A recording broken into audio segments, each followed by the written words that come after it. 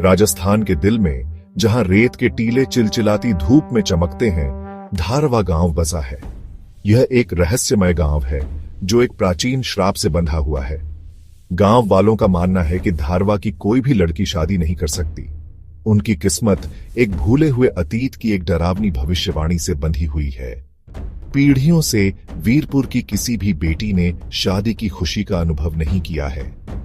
यह गांव विश्वास की स्थायी शक्ति का, इस बात का प्रमाण है कि कैसे गहरी जड़ें वाली अंधविश्वासें एक समुदाय की भावना को पंगु बना सकती है।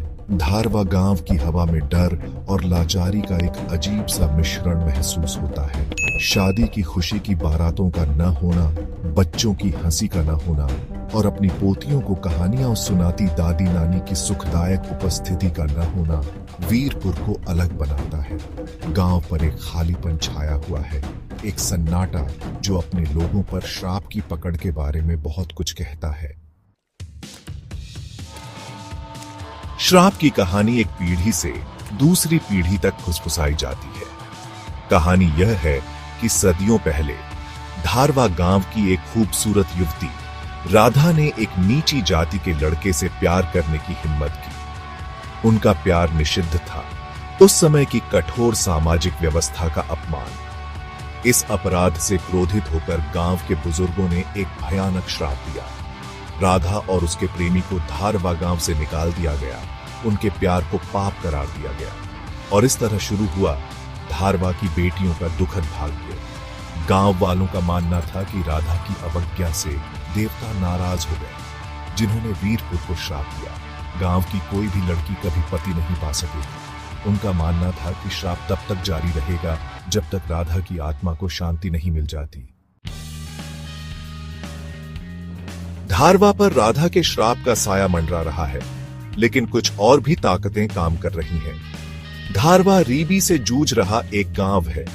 इसके लोग परंपराओं की बेड़ियों से बंधे हैं। लड़कियों की शिक्षा को अक्सर नजरअंदाज कर दिया जाता है। इसे ऐसे समाज में एक अनावश्यक खर्च माना जाता है जो उनकी प्राथमिक भूमिका पत्नियों और माताओं के रूप में देखता है। इस क्षेत्र में कम उम्र में शादी आम बात है, एक ऐसी प्रथा जो लड़कियों के अवसरों को और सीमित करती है और गरीबी के चक्र को कायम रखती है।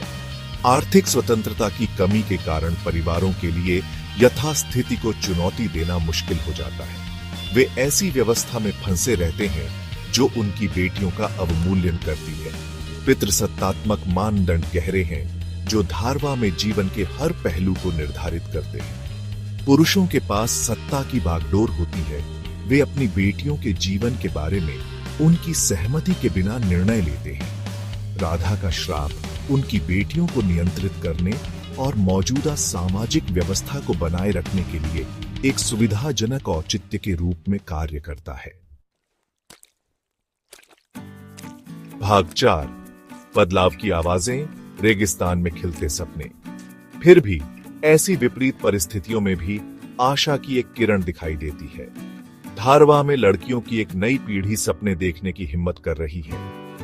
वे सदियों पुरानी मान्यताओं को चुनौती दे रही हैं, अतीत की बेड़ियों से बंधने से इनकार कर रही हैं। शिक्षक बनने का सपना देखने वाली चमकदार आंखों वाली लड़की लाली की कहानी को ही लीजिए। लाली गांव के स्कूल में पढ़ती है। ज्ञान की उसकी प्यास अतृप्त है। उसका मानना है कि शिक्षा ही श्राप को तोड़ने, खुद को और अपने जैसी दूसरी लड़कियों को सशक्त बनाने की कुंजी है। लाली अकेली नहीं है, दूसरी लड़कियां भी उसके साथ जुड़ रही हैं। परंपरा के दमनकारी बोझ के खिलाफ एक शांत विद्रोह कर रही हैं। वे साक्षरता कक्षाओं में जाती हैं, व्यावसायिक कौशल सीखती हैं और एक दूसरे की आकांक्षाओं का समर्थन करती हैं। वे बदलाव की हवाएं हैं जो धारवा की धूल भरी गलियों से बह रही हैं, अपने साथ एक उज्जवल भविष्य का वादा लेकर। भाग 5, अतीत की जंजीरों को तोड़ना। धारवा की कहानी उन गहरे पूर्वाग्रहों को दूर करने की तत्काल आवश्यकता की याद दिलाती है जो हमारे समाज को त्रस्त करते रहते हैं।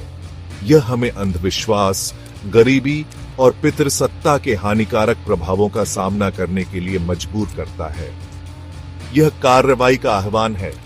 लड़कियों और महिलाओं को सशक्त बनाने की याचना है, उन्हें परंपरा की बेड़ियों से मुक्त होने के लिए आवश्यक उपकरण देने की। हमें याद रखना चाहिए कि शिक्षा अज्ञानता और भेदभाव के खिलाफ सबसे शक्तिशाली हथियार है। लड़कियों की शिक्षा में निवेश करके हम न केवल उन्हें सशक्त बनाते हैं, बल्कि पूरे समुदायों का उत्थान करते हैं।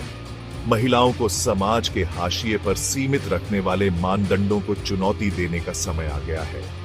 हमें एक ऐसी दुनिया बनाने के लिए मिलकर काम करना चाहिए, जहां किसी भी लड़की को शिक्षा, समान अवसरों और भय और पूर्वाग्रह से मुक्त जीवन के उसके अधिकार से वंचित न किया जाए। धारवा का श्राप सिर्फ एक कहानी नहीं है, यह हमारे समाज में बनी रहने वाली चुनौतियों का प्रतिबिंब है। यह हम पर निर्भर है कि हम कहानी को फिर से लिखें, अतीत की जंजीरों को तोड़ें और एक ऐसा भविष्य बनाएं जहां हर लड़की अपनी पूरी क्षमता हासिल कर सके। बदलाव की हवाओं को पूर्वाग्रह की धूल को दूर करने दें और समानता और सशक्तिकरण के युग की शुरुआत करें।